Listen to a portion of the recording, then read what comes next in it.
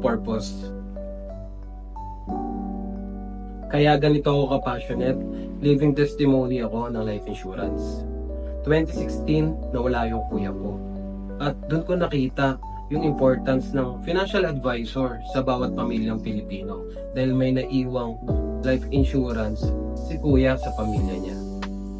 Since nag-start kami ni Tiny dito sa Sun Life, sila yung mga clients na nakatanggap ng proceeds. At gusto kong iwan na storya na to sa inyo. May isang matalinong lolo sa buong barangay at narinig ng bata. Habang papunta siya kay lolo, ay nakita siyang ibon na kasyang-kasya sa palad niya. Ngayon, nakita niya si lolo. Sabi ng bata, "Lolo, may ibon po ako dito sa likod ko. Malalaman niyo po ba kung buhay o patay itong ibon?" Ang sabi ni lolo, "Apo, pag sinabi kong patay ang ibon, ilalabas mo at papaliparin mo yung ibon. Pag sinabi ko namang buhay, bago mo ilabas yung kamay mo, apo, papatayin mo muna sa palad mo at pagkakamali ako.